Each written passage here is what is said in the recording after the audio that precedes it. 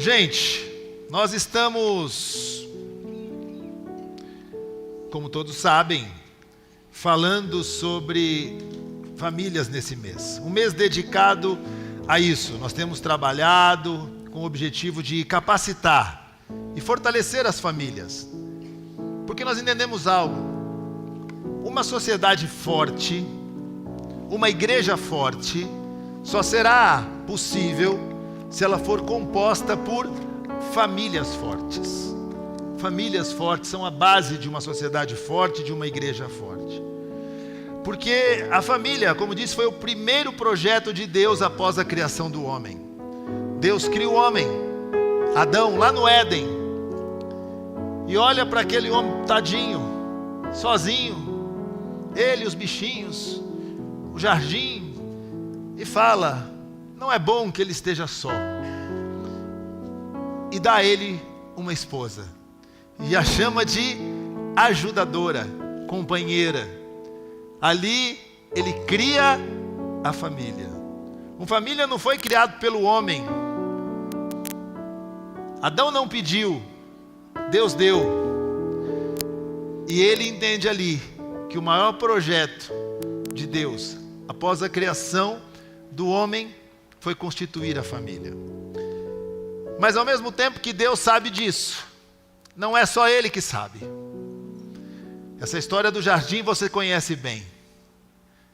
A família é constituída por Deus, mas o inimigo das vidas se levanta e então começa a trabalhar contra a família. Todo o projeto de Deus vai enfrentar embate, vai enfrentar oposição do inimigo das nossas vidas, que nós conhecemos bem e que se chama Satanás.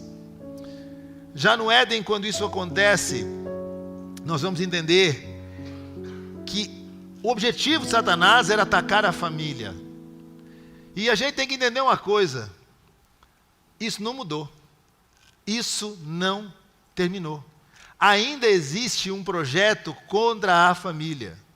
O mundo que nós conhecemos e que a palavra de Deus diz que jaz no maligno, não é o planeta. O mundo é um sistema. E esse sistema que nós conhecemos como mundo conspira contra a família. Esse sistema não está no governo de um Deus que governa todas as coisas, mas a gestão, a articulação desse sistema está nas mãos do inimigo das nossas vidas, Satanás. E ele trabalha.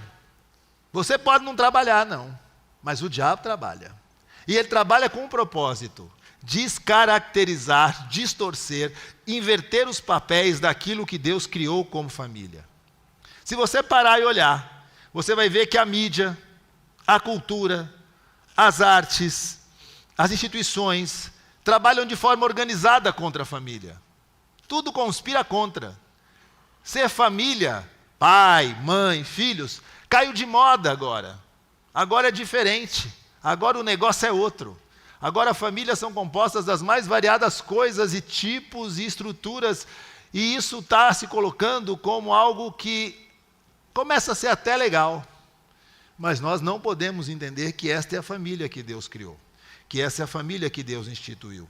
Quando a gente olha para os filmes, para as séries, para as peças de teatro, muitas vezes, para aquilo que os nossos filhos aprendem na escola, a educação escolar, as universidades, as leis sendo aprovadas, tudo isso conspira com o objetivo: descaracterizar a família da forma que Deus criou para que ela fosse.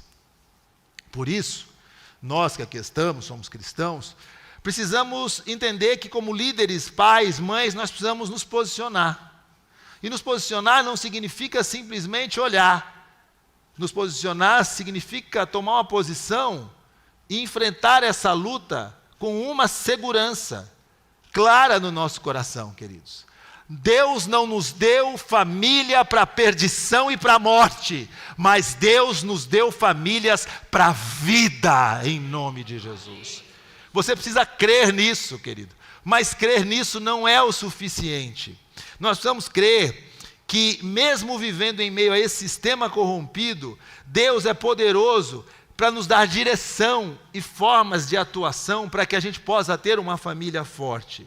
A nossa família pode ser, e será, eu creio nisso, uma bênção, um lugar de paz, um lugar de aconchego, um lugar que cada um de nós tenha vontade de voltar no final de um dia de trabalho cansado e ser acolhido, ser amado, encontrar um lugar para viver. Eu creio verdadeiramente nisso.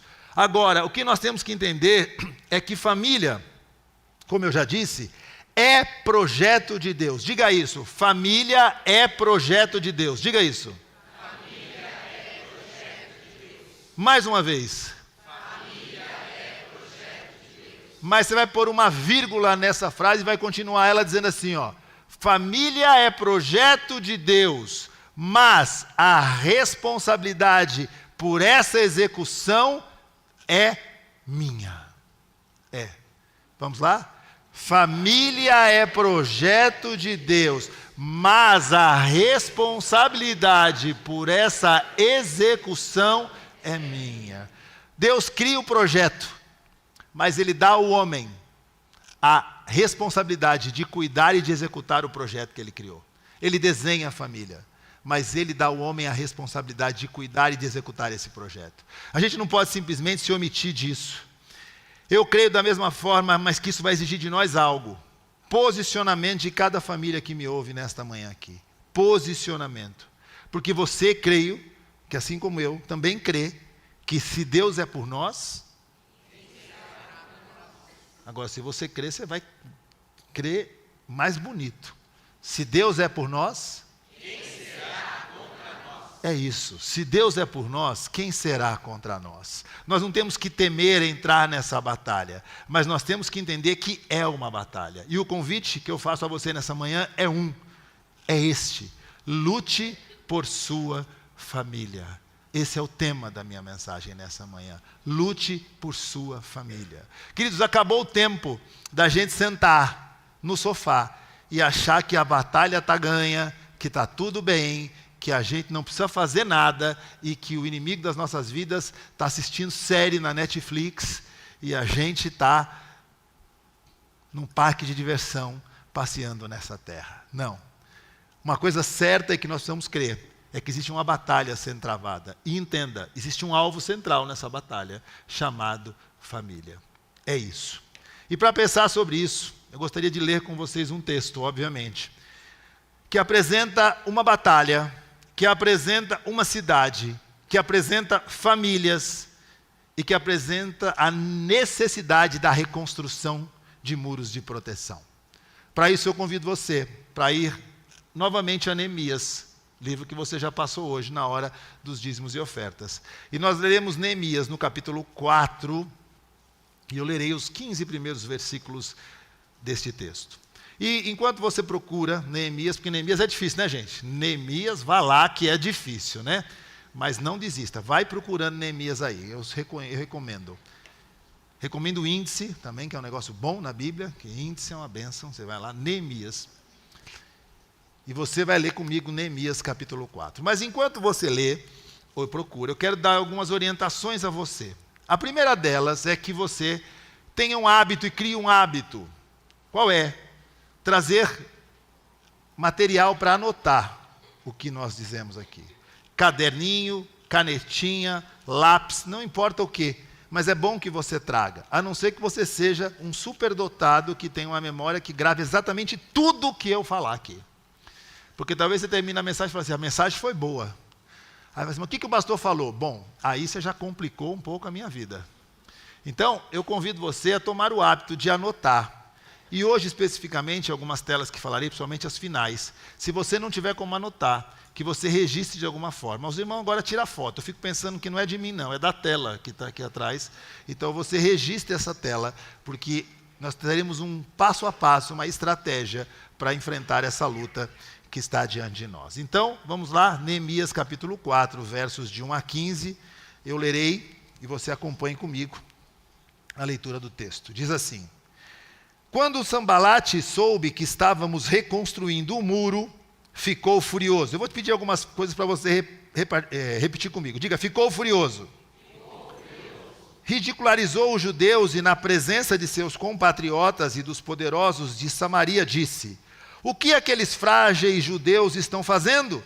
Será que vão restaurar o seu muro? Irão oferecer sacrifícios? Irão terminar a obra num só dia? Será que vão conseguir ressuscitar pedras de construção daqueles montes de entulho e pedras queimadas? Tobias, o amonita, que estava ao seu lado, ou seja, ao lado de Sambalate, completou: pois que construam, basta que uma raposa suba lá, para que esse muro de pedras desabe. Ouve-nos, ó Deus, pois estamos sendo desprezados, faze cair sobre eles a zombaria, e sejam eles levados prisioneiros como despojo para outra terra. Não perdoes os seus pecados, nem apagues as suas maldades, pois provocaram a tua ira diante dos construtores. Neste meio tempo fomos reconstruindo o muro, até que em toda a sua extensão chegamos à metade da sua altura. Repita isso: a metade da sua altura. Pois o povo estava totalmente dedicado ao trabalho. Repita isso: totalmente dedicado. Quando, porém, Sambalate e Tobias, os árabes, os amonitas e os homens de Asdod souberam que os reparos nos muros de Jerusalém tinham avançado e que as brechas estavam sendo fechadas, ficaram furiosos. Repita isso: ficaram furiosos. Todos juntos, repita isso, todos juntos, planejaram atacar Jerusalém e causar confusão. Diga isso: causar confusão. Mas nós oramos ao nosso Deus e colocamos guardas de dia e de noite para proteger-nos deles. Enquanto isso, o povo, diga o povo, de Judá começou a dizer: os trabalhadores já não têm mais forças e ainda há muito entulho. Diga isso: muito entulho. Por nós mesmos não conseguiremos reconstruir o muro. Diga: por nós mesmos. E os nossos inimigos diziam: antes que descubram qualquer coisa ou nos vejam, estaremos bem ali no meio deles. Vamos matá-los e acabar com o trabalho deles. Os judeus que moravam perto deles 10 vezes nos preveniram: para onde quer que vocês se virarem, saibam que seremos atacados por todos os lados. Por isso, diga por isso, posicionei alguns do povo atrás dos pontos mais baixos do muro, nos lugares abertos, divididos por famílias, armados de espada, lanças e arcos. Fiz uma rápida inspeção, diga isso, uma rápida inspeção, diga. E imediatamente disse aos nobres, aos oficiais e ao restante do povo: não tenham medo deles. Repita isso: lembre-se de que o Senhor é grande e temível, e lutem por seus irmãos, por seus filhos, por suas filhas, suas mulheres e por suas casas. Quando nossos inimigos descobriram que sabíamos de tudo o que Deus tinha frustrado a sua trama, todos nós voltamos para o muro, cada um para o seu trabalho. Amém. Oremos. Senhor, que o Senhor nos dirija agora, que o Teu Espírito Santo dê clareza ao nosso coração e que o Senhor nos faça viver e experimentar a experiência de construir, de reconstruir, de trabalhar e de entender a luta que estabelece-se contra a família. Mas nós cremos nesse Deus por quem nós clamamos e no nome de quem lutamos, e que essa palavra nos envolva e nos ensine, e que o Senhor use a cada um de nós, preparando nossos ouvidos, mentes e corações, e repreendemos e resistimos desde já a tudo que for contrário a isso, no nome de Jesus. Amém. Queridos, o contexto aqui era o seguinte: o povo havia retornado do cativeiro babilônico, e esse povo estava há muitos e muitos anos morando numa cidade destruída e devastada. O povo não conseguia reconstruir as casas, reconstruir os muros daquela cidade, e as famílias estavam morando naquela cidade de forma precária, desprotegidos, completamente entregues à própria sorte. Mas Deus levanta um homem chamado Neemias, copeiro do rei Artaxerxes, um homem que jamais esteve em Jerusalém, um judeu que nasceu na época da dispersão. Ele não conhecia a cidade, ele nunca havia estado lá, mas ele recebe a visita de alguns que vieram de Jerusalém e pergunta para esses: como está a cidade, como está o meu povo? E a resposta que ele recebe é: o meu povo está desprotegido, está sem nenhum tipo de proteção, a cidade está com os muros derrubados, as casas estão em ruínas, a cidade está em ruínas e o povo vive lá nessa condição. Neemias então se levanta, pede ao rei que dê a ele capacidade, meios, recursos, dinheiro para reconstruir aquela cidade, e vai a Jerusalém para reconstruir aquela cidade, e começa a reconstrução pelos muros que cercavam aquela cidade. Quem estava naquela cidade eram famílias que estavam completamente vulneráveis. O que nós vemos aqui no texto que nós lemos é que essa reconstrução começa, esse projeto começa, esse trabalho começa, e aqui nós temos duas figuras que o texto chama Sambalate e Tobias, dois reis que eram completamente inimigos daquele povo, mas que estavam nem aí para o povo, porque o povo não tinha muro, a cidade não tinha muro, o povo não tinha casa, o povo não tinha dignidade, o povo não tinha esperança, o povo não tinha honra, e o inimigo não se preocupa com gente assim.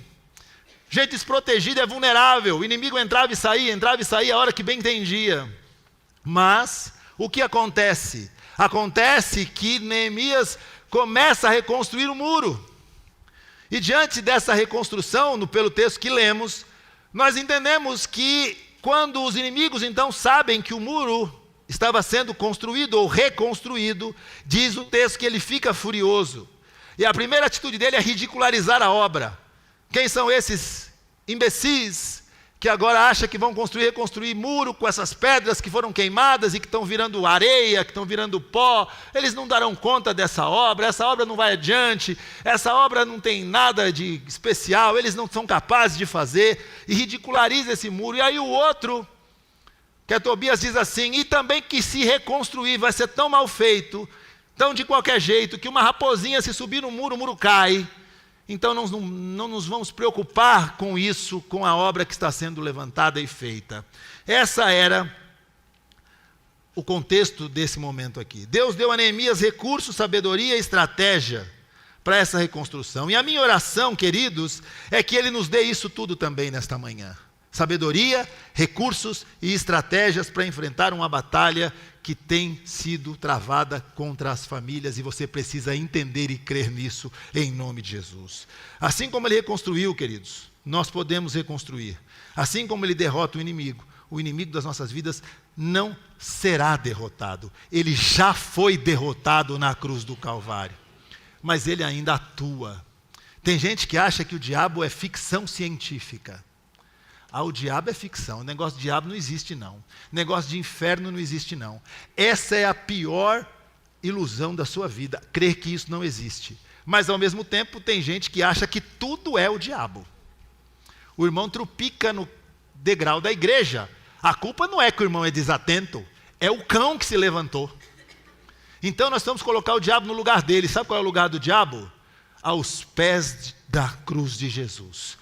Mas ao mesmo tempo ele ainda age, ele ainda trabalha, e nós precisamos entender isso. E nós vamos olhar para esse caminho feito por Neemias, e nós vamos entender e encontrar aqui algumas atitudes práticas para a nossa vida, para esse projeto de reconstrução dos muros que precisam cercar as nossas famílias com proteção e a proteção do Senhor. E eu começo falando da unidade no projeto de reconstrução.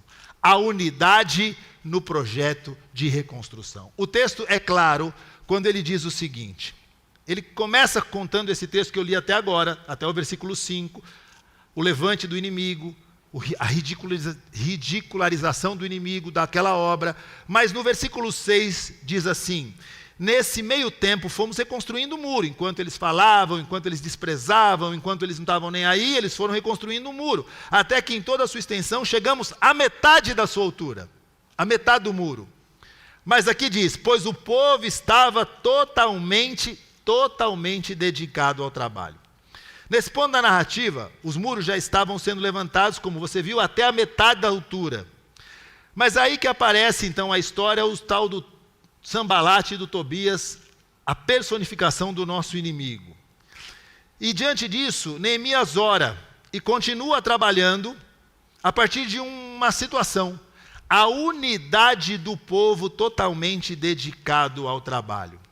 E essa, com certeza, é a primeira lição do texto para nós hoje. A unidade gera capacidade. A unidade gera capacidade. Queridos, nós temos que entender que a obra estava sendo realizada porque havia naquele povo um espírito de unidade. Neemias conseguiu mostrar para eles que aquele muro não era para a proteção de um, mas era para a proteção de todos. Todos estavam sofrendo por aqueles muros não estarem ali. Então ele consegue levar eles a esse entendimento, e nesse entendimento eles se unem, e se unem para fazer a obra juntos. Meus irmãos, você precisa entender uma coisa: gente morar debaixo de uma mesma casa não é sinal de unidade. Unidade vai muito além disso. Eu acho que um bom exemplo para você entender unidade e para você entender o que é união, que são coisas bem diferentes, seja a história do saco de batata. Coisa boa. Conhece? Não. Um saco cheio de batatas é a prova de união. É um monte de batata dentro de um saco. Todas elas são individualmente o quê? Se você não souber nem responder essa pergunta, o que elas são dentro de um saco? Batatas. Mas o exemplo para que você possa entender entre união e unidade é pegar essas batatas, colocá-las todas numa panela, meter fogo numa água, cozinhar, espremer e fazer daquilo um purê. Purê? Pirê ou purê? Não sei.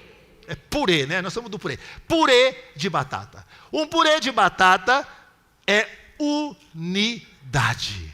Você não sabe mais onde começa uma batata e aonde termina outra batata. As batatas se tornaram um purê de batatas. E gente que mora junta muitas vezes é um saco de batata.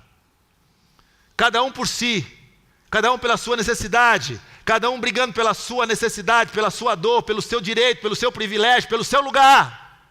Mas o que nós temos que entender é que aquele povo foi levado a um entendimento de que para que aquela obra fosse feita, haveria de ser compreendido a questão e a definição de unidade. E tem uma coisa que o diabo não gosta: unidade no meio da família. E tem uma coisa que o diabo destrói: unidade no meio da família. Quando famílias começam a viver cada um por si, cada um não sabe a dor do outro, cada um não conhece a dor do outro, cada um não se importa com a dor do outro, quando a dor do outro não é a sua dor, quando o choro da sua mulher não faz você chorar, quando a dor do seu filho não faz você sentir dor, quando a sua dor não faz as pessoas sentirem dor, vocês não são purê, são um saco de batatas. Separados, juntos, mas separados. Se você entendeu, diga amém. Amém.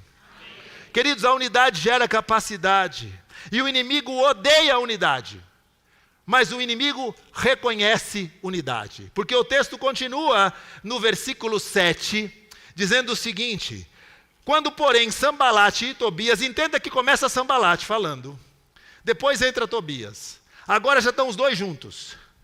Quando Sambalate e Tobias, os árabes, os amonitas, os homens de Asdod, já aumentou a corja de sem vergonha, souberam que os reparos nos muros de Jerusalém tinham avançado e que as brechas estavam sendo fechadas, ficaram furiosos. Mas olha o que diz o versículo 8, que coisa linda para você entender como o cão trabalha. Todos juntos, diga todos juntos, planejaram atacar Jerusalém e causar confusão. O inimigo odeia a unidade, mas o inimigo reconhece o poder da unidade. O inimigo trabalha em unidade. Enquanto você está boca aberta, trabalhando sozinho, achando que é o bambamã, o mundo espiritual das trevas tem hierarquia e trabalha unido em prol da destruição da família. Eles se unem.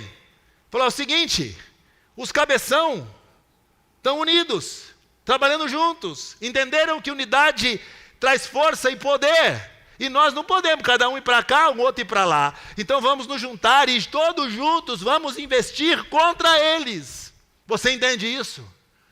O inimigo odeia a unidade, mas o inimigo reconhece a unidade. Diante disso, então, que atitude tomar? O que fazer? Porque nós temos que fazer alguma coisa. E a atitude começa no versículo 9, quando ele diz: mas nós oramos ao nosso Deus. Diga aí, oramos. Essa primeira parte o crente diz que faz. Vamos orar. Rapaz, qualquer negócio que você falar para um crente, ele fala, vamos orar. Meu irmão, nós temos um irmão ali que está passando necessidade, com fome. Vamos orar?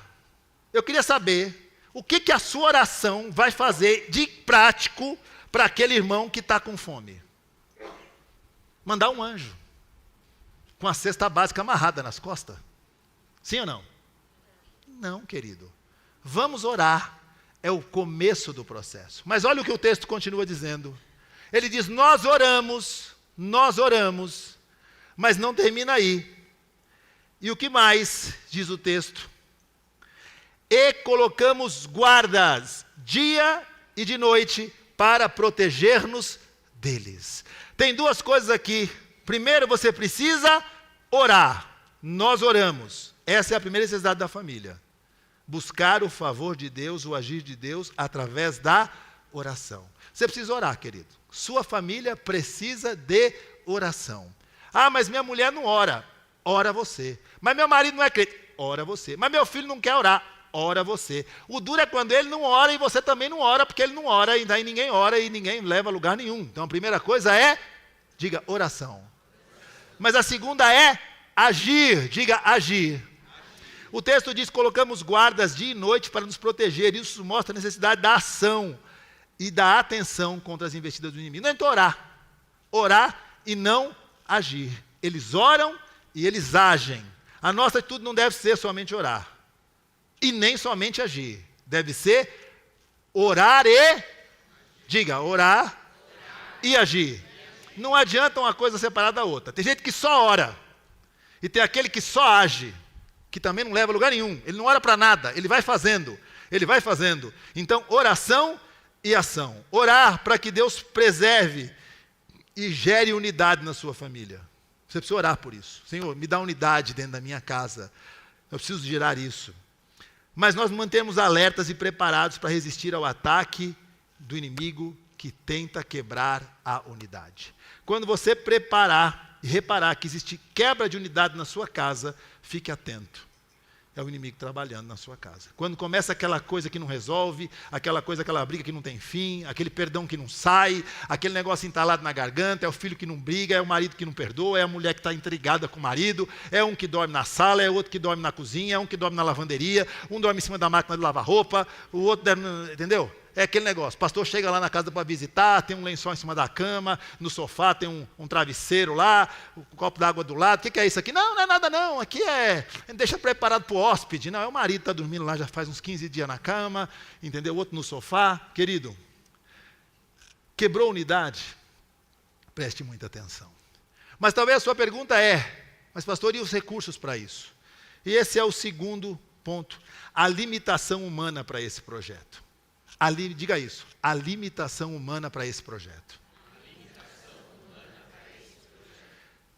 Olha o que acontece a partir de agora no versículo 10. Enquanto isso, o povo de Judá começou a dizer, olha isso, os trabalhadores já não têm mais forças, e ainda há muito entulho. Por nós mesmos, olha isso, por nós mesmos não conseguiremos reconstruir o muro. E os nossos inimigos diziam, antes que descubram qualquer coisa ou que nos vejam, estaremos bem ali no meio deles. Vamos matá-los e acabar com o trabalho deles. Algo precisa ser destacado aqui, meus irmãos, e atenção, e preste muita atenção nisso. Algo precisa ser destacado aqui.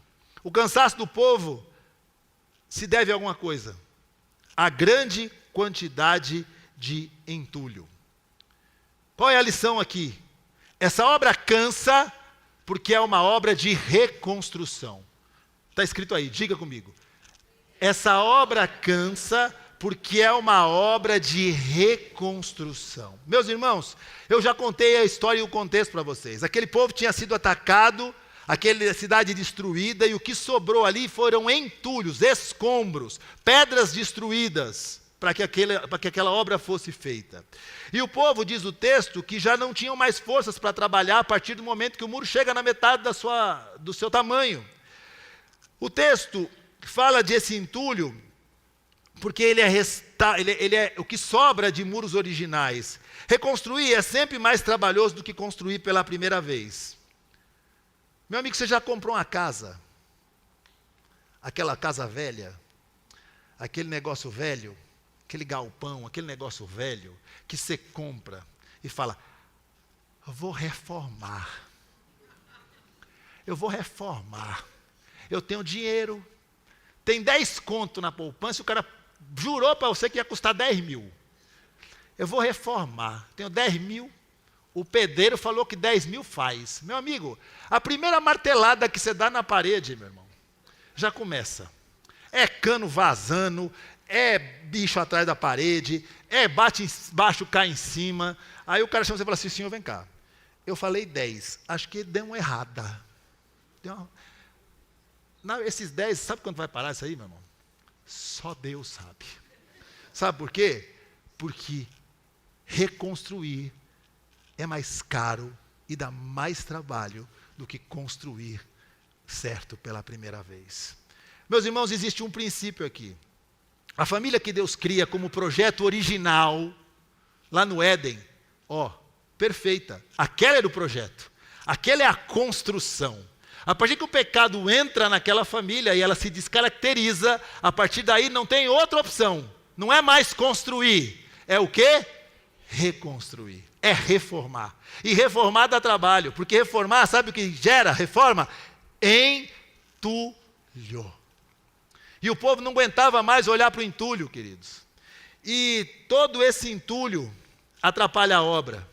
Nós, e consequentemente nossas famílias, somos vítimas do pecado lá do Éden. Mas eu não estava lá, não quero nem saber se você não estava, eu também não estava. Mas nós somos vítimas daquela descaracterização de família lá, do projeto original. Essa possibilidade de perfeição na família perfeita foi quebrada lá, ela não existe mais. Nós, e consequentemente nossas famílias, somos vítimas desse pecado, como eu disse. O nosso comportamento. E qual é o entulho, pastor? O nosso comportamento egoísta. A nossa dificuldade de dureza no coração. A nossa dificuldade de perdoar. A nossa grosseria. A nossa impaciência. É entulho. É entulho. E dificulta a reconstrução do projeto de família que Deus estabeleceu para ser. Entulho, queridos. Todo esse entulho atrapalha e dificulta o processo. Logo, sabe o que acontece com a gente quando a gente começa a se dedicar a reconstruir a família? A gente cansa. A gente cansa e fala, sabe uma coisa? Tem jeito não. Aí você pega aquele ditado, editado por esse inimigo da nossa vida, chamado capeta. Pau que nasce torto. Morre torto. Assinado, capeta. Foi o Satanás que inventou isso aí. Esse diabo não só pode ser. Aí você fala, eu já sabia. Pau que nasce torto, morre torto mesmo. Não adianta, eu não vou me desgastar, isso não vai mudar, essa condição não muda, meu marido não muda, meu filho não muda, minha esposa não muda, nada muda, minha casa não muda, minha casa não vai mudar, sua casa vai mudar. Creia nisso em nome de Jesus. Porque quem endireita é o Senhor. Mas você não pode desanimar, não pode desistir, não pode cansar. E o que você faz?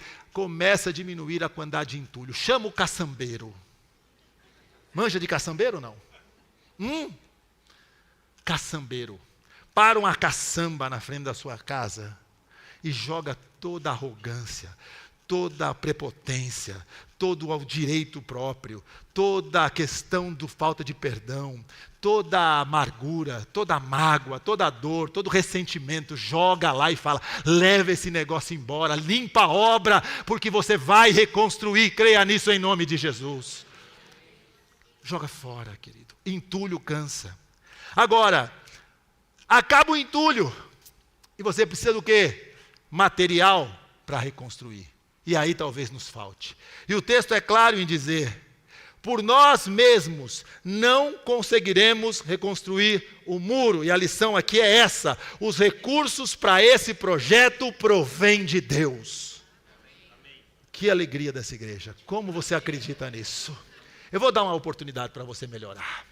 Os recursos para esse projeto provêm de Deus. já começou a melhorar. Você e eu não temos recursos. Nós não temos capacidade em nós mesmos, não temos recursos em nós mesmos, não temos amor em nós mesmos, não temos perdão em nós mesmos, não temos vontade em nós mesmos, não temos disposição em nós mesmos, mas o Senhor provê esses recursos para nós. O que nós vemos é que eles chegam a essa conclusão, eles dizem, não podemos reconstruir o muro por nós mesmos, queridos. Nós vamos precisar da ajuda, e 2 tipos de ajuda. Aqui é bom para você, crente, abrir o ouvido e o entendimento. Abre o ouvido em nome de Jesus. Crente precisa de ajuda divina. Diga ajuda divina. Crente precisa de ajuda de Deus. Senhor, me ajuda. Senhor, me dá estrutura. Senhor, me ensina. Senhor, me capacita. Senhor, me conduz. Senhor, me mostra o caminho. Senhor, quebra a minha dureza. Senhor, Senhor, Senhor. Mas o crente não só precisa de ajuda divina. O crente precisa de outro tipo de ajuda. Ajuda humana. Diga isso, ajuda humana. Querido, o crente tem que parar com esse negócio de achar que Deus salva e Deus faz tudo e Deus usa tudo para você ser abençoado. Tem crente que entende que não precisa de ajuda humana. Mas você vai no médico e você crê que Deus pode curar. Aí o médico te dá um remédio. Você toma ou não toma? Tem que tomar, querido, porque o remédio é bênção que Deus estabeleceu, deu a cabeça para um ser humano iluminado pelo poder de Deus de criar um remédio que cura você. Ajuda humana, médico, eu não vou no médico, já orei. Eu falei para os homens aqui, tem uns homens muito com raiva de mim, os homens aí, eu não estou nem aí que vocês ficam com raiva de mim. Eu falo para os homens, tem que ir no médico, tem que fazer exame. Ai, pastor, agora minha mulher fica toda hora falando que o senhor falou esse negócio, me manda ir no médico. Vai no médico. Ajuda humana, querido. Famílias são compostas de pessoas. Você sabia, não? Contei um negócio novo aqui agora. Dá um aleluia aí. Famílias são compostas de... E pessoas precisam de pessoas. Para repartir os seus dramas, suas dores, suas dificuldades, suas características, muitas vezes ruins e responsáveis pelo mau funcionamento do projeto chamado família. E para isso a gente tem médico. Sabia que tem médico, não? Terapeuta. Sabia que tem terapeuta? Pastor, eu não vou negar terapeuta. Isso não é coisa de Deus, não. Não, não é não. Não é não. Não é não. Vai nessa que não é. Vai no terapeuta, querido. Estou louco, pastor. Você quer ver um crente ficar bravo? Manda ele no psiquiatra. Pensa baixo um cara nervoso. Psiquiatra. Agora o senhor está achando que eu sou louco. Agora estou. Pela sua reação, agora estou. Meu amigo, psiquiatra é bênção. Terapeuta é bênção. Psicólogo é bênção, psicanalista é bênção, terapia é bênção. Mas vou falar o que para ele, pastor? Não se preocupa não, ele sabe o que você tem que falar. Mas procure ajuda divina, mas não abra mão de ajuda humana para organizar a sua casa, organizar a sua família, para viver o melhor de Deus na sua família e na sua história. Creia nisso em nome de Jesus. Não fica numa perna só Deus e nada de humano. Ajuda divina, ajuda humana vai ajudar você na reconstrução desse projeto. Amém? Mas, por fim, nós vamos caminhar aqui e terminar com a estratégia para reconstruir de forma eficaz. Diga isso, uma estratégia para reconstruir de forma eficaz. Diga isso, uma estratégia para reconstruir de forma eficaz. Dos versos 12 a 14, nós vamos encontrar essa estratégia. Diz o seguinte o texto: os judeus que moravam perto deles 10 vezes nos preveniram, para onde quer que vocês se virarem, saiba que seremos atacados em todos os lados. Pronto. Aqui aqueles que estavam do lado de fora, escutavam a ameaça do inimigo e levava para o povo lá dentro. Ó, o pessoal está dizendo que vai vir e que vai vir por todos os lados. Então aqui tem um processo aqui. Mas olha o que ele consiste. Por isso, porque sabia que o inimigo viria por todos os lados, posicionei alguns do povo atrás dos pontos mais baixos do muro, nos lugares abertos, divididos por famílias, armados de espadas, lanças e arcos. Eu termino a exposição desse texto olhando para essa estratégia, dada por Deus a Neemias para que aquela obra continuasse e fosse bem sucedida. Lembre-se, os inimigos estavam unidos. Você entendeu isso, não? Decididos a quê? Parar a obra. Não permitir que aqueles muros fossem reconstruídos, ok? Restauração da cidade não fosse levada adiante e, consequentemente, a dignidade, a proteção daquelas famílias não existisse mais. Mas aqui a gente tem a primeira lição do texto. quando ele diz que ele, por isso, toma uma atitude. Ele vai checar aquilo que está acontecendo. Então aqui é a primeira lição para você. Conheça as vulnerabilidades. Diga isso. Por isso posicionei alguns do povo atrás dos pontos mais baixos do muro, nos lugares abertos, divididos por famílias. Cada um de nós sabe quais são os pontos fracos que nós temos e vulneráveis que nós temos na nossa família. Cada um de nós sabe disso. São esses os pontos onde nós devemos colocar mais cuidado. Onde você mais tem falhado, eu te pergunto. Qual a sua maior dificuldade para viver segundo o modelo de Deus, eu te pergunto. Nós conhecemos a nossa família, querida. A gente pode não ser aquele purê, pode até ser um saco de batata. Mas a gente conhece a vulnerabilidade da nossa família. Aonde nós mais falhamos? Talvez na oração, talvez na busca de Deus através da leitura da palavra, talvez na consagração, talvez na santidade, talvez no compromisso com a igreja. Nós sabemos quais são as vulnerabilidades. A falta de atenção aos nossos filhos, a falta de atenção à nossa mulher, ao nosso marido, às pessoas dentro de casa. Nós conhecemos as vulnerabilidades e você precisa conhecer. Mas pastor, eu nunca pensei nisso. Vai pensar hoje então. Porque você precisa conhecer as vulnerabilidades da sua casa, como aquele homem foi fazer uma checagem no muro e falou, ó, aqui o muro tem 2 metros de altura, mas nesse pedaço ele só tem 1 metro. Então aqui está bom, mas aqui eu tenho que deixar alguém de guarda e prontidão, porque é por aqui que o inimigo entra. É na sua vulnerabilidade que o inimigo trabalha. É na sua boca aberta que o inimigo cai em cima de você. Conhece boca aberta? Não, também.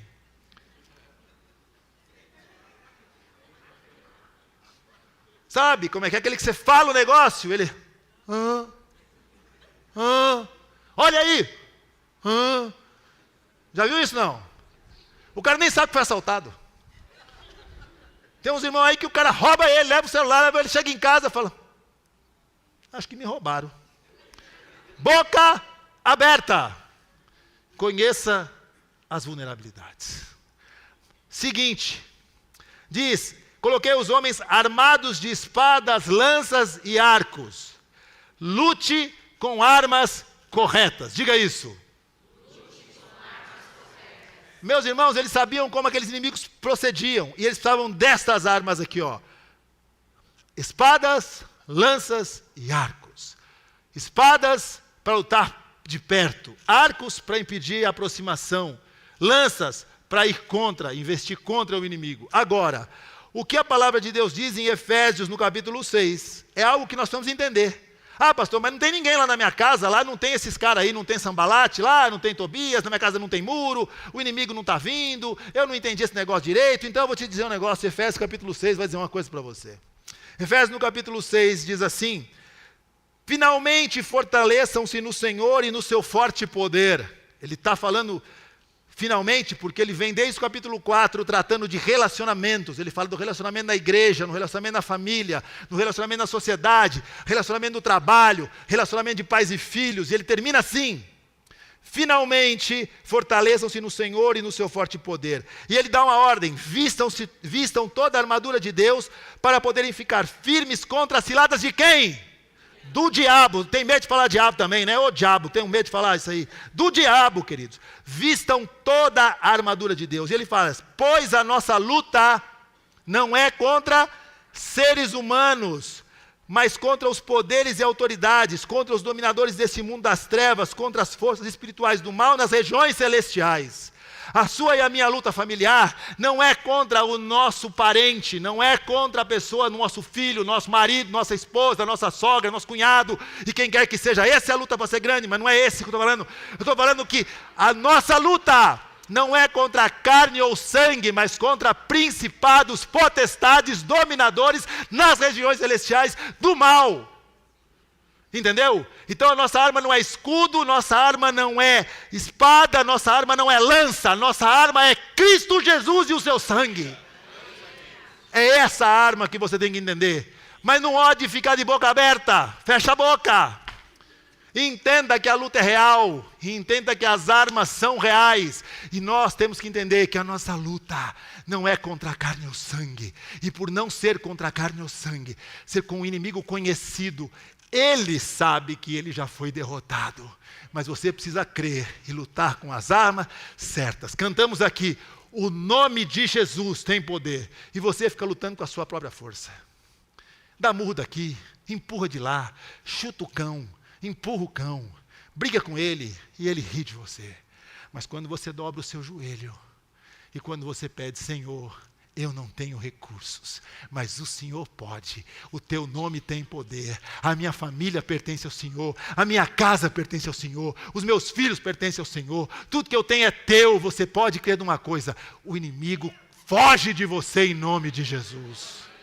Entenda as armas corretas. Mas não adianta só isso. Ele termina dizendo assim, ele continua dizendo assim, ó, fiz uma rápida inspeção. Essa é uma lição. Inspecione sempre. Inspecione sempre. Ele faz uma inspeção, entende o problema. Mas sabe o que ele faz? Passa todo o tempo ali. Porque talvez ele deixou uns crentes lá. Fico preocupado, porque acho que ele chamou o crente para fazer esse negócio. Porque era crente o povo. Ele deve ter falado, meu irmão, fica aqui. Fica aqui, meu irmão. Aqui tem um buraco no muro, fica aqui. Aí ele vai. Aí ele volta. Cadê o crente? Ou dormiu, ou saiu para tomar café, ou está de costa conversando com o outro.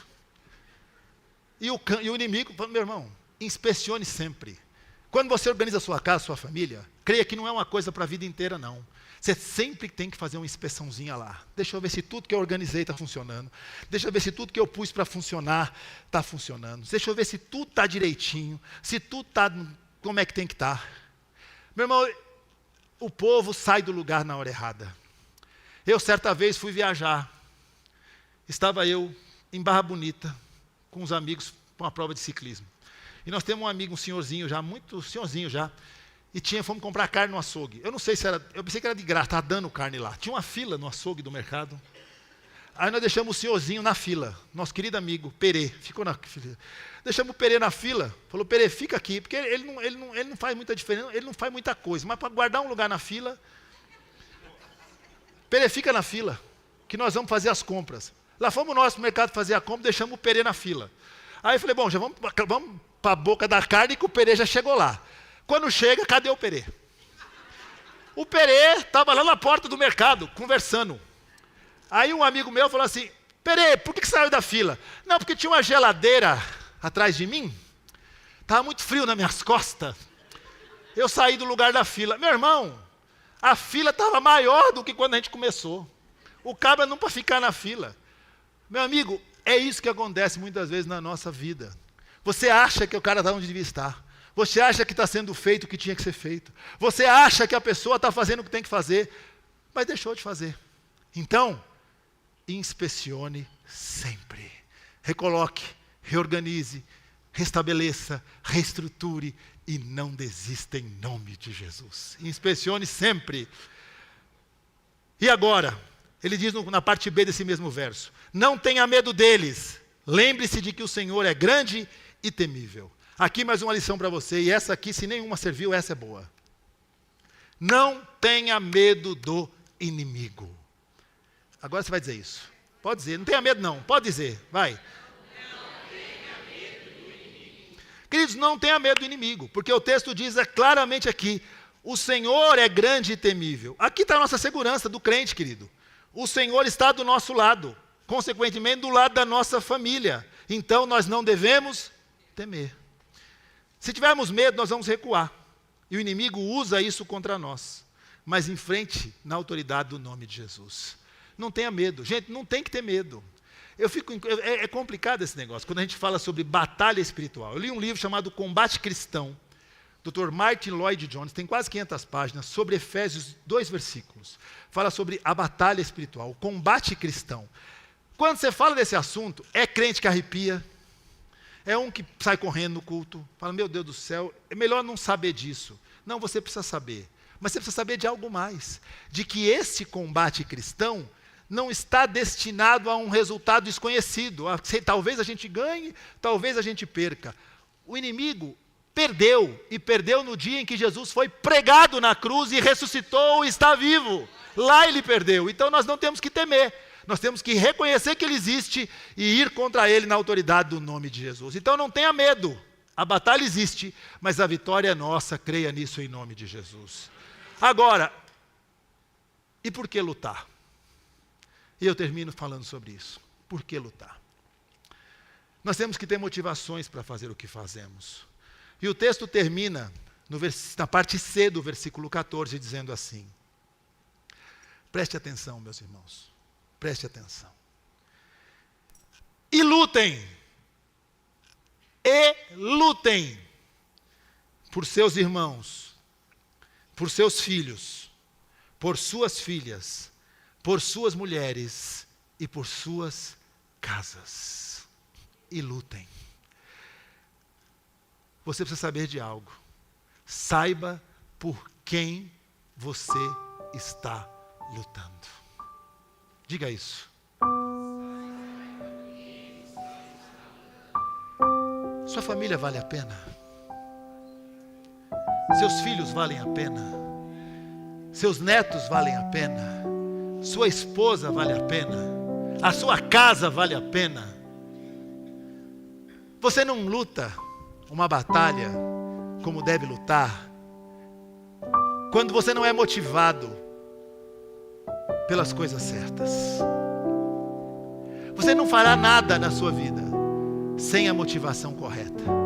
E nós estamos falando aqui de uma luta contra a nossa família.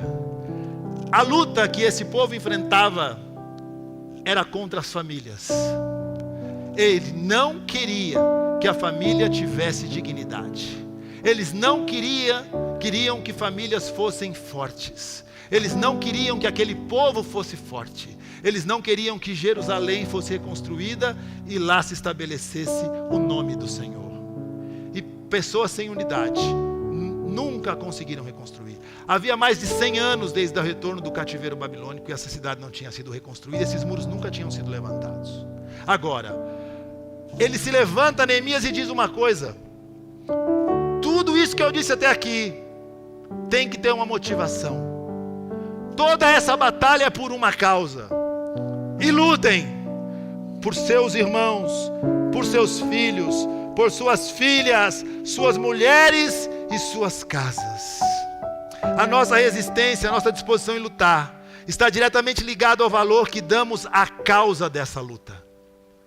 Se você valorizar a família como algo prioritário na sua vida, você vai lutar, custe o que te custar.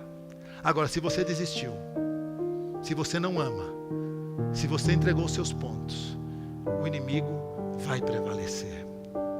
O que Neemias fez, e o que essa palavra está fazendo hoje, é lembrando a cada um de nós uma coisa.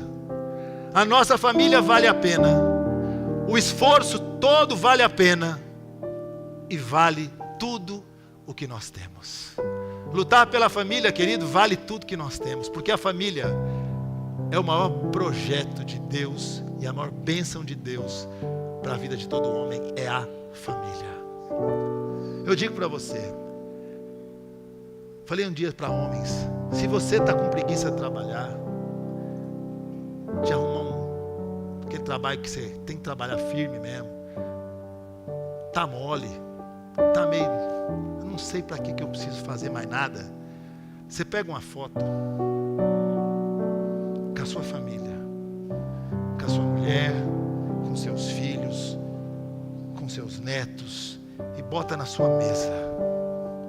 E todo dia você vai olhar e vai falar: eu tenho motivos para continuar. Eu tenho motivos para acordar de manhã e clamar a Deus, e arregaçar as mangas e trabalhar. Eu tenho motivo para pagar a conta em dia. Eu tenho motivo para crer que existe um Deus que tem cuidado de nós. Família tem que ser a motivação de cada um de nós para dobrar os nossos joelhos, para adorar o Senhor, para contribuir na casa do Senhor, para aprender a palavra do Senhor, para investir naquilo que Deus tem para as nossas vidas. Estratégias para lutar. Conheça as vulnerabilidades. Lute com as armas corretas. Inspecione sempre. Não tenha medo do inimigo. E saiba por quem você está lutando. Lute pela sua família. Se coloque de pé.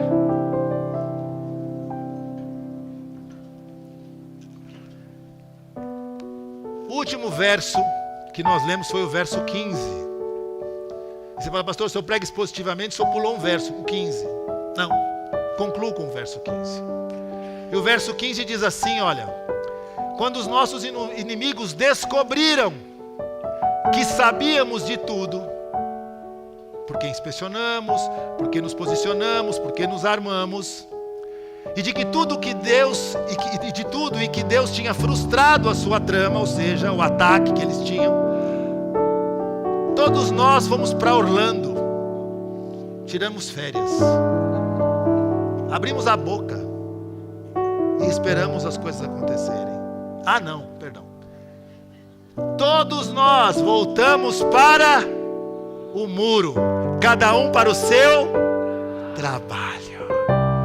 Queridos, não é hora de férias na luta a favor da família.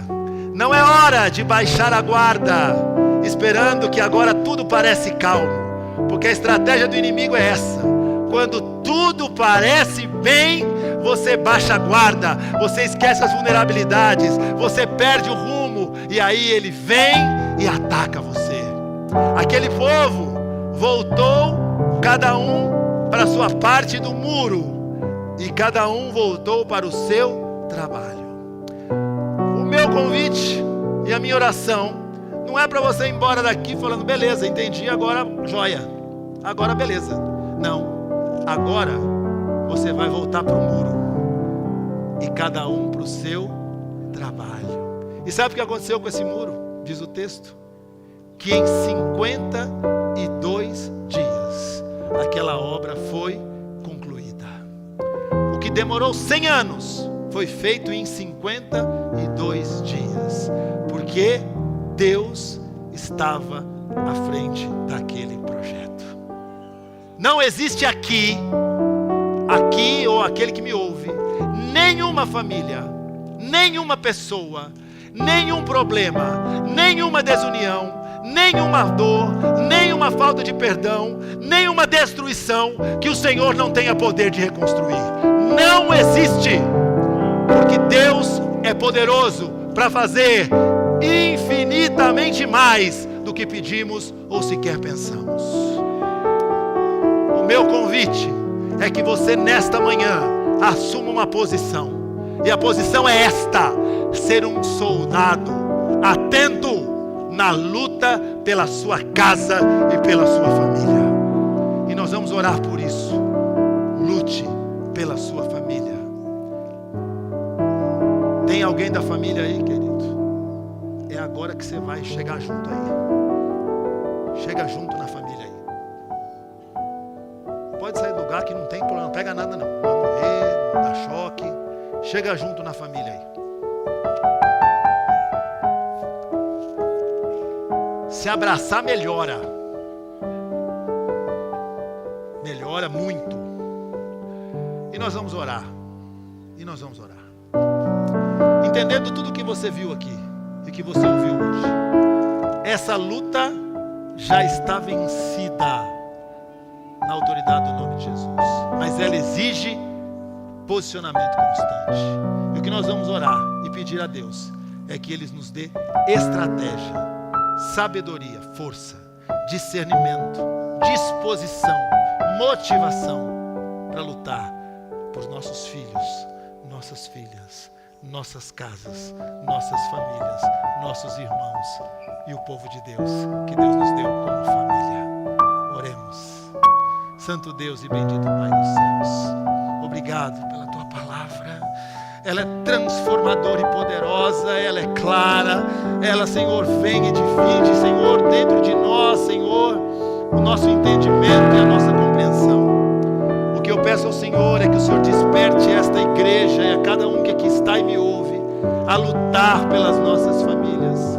Nós declaramos na autoridade do nome de Jesus que toda investida maligna já foi denunciada e que sendo denunciada, nós pedimos que o inimigo possa recuar em nome de Jesus. Mas nós nos comprometemos de assumir um posicionamento de luta, um posicionamento de batalha, com as armas espirituais corretas, a armadura de Deus, entendendo que a nossa luta não é contra a carne ou sangue, mas contra principados, potestades e dominadores. E sendo uma luta espiritual, ela foi vencida na cruz do Calvário com o sangue precioso de Jesus.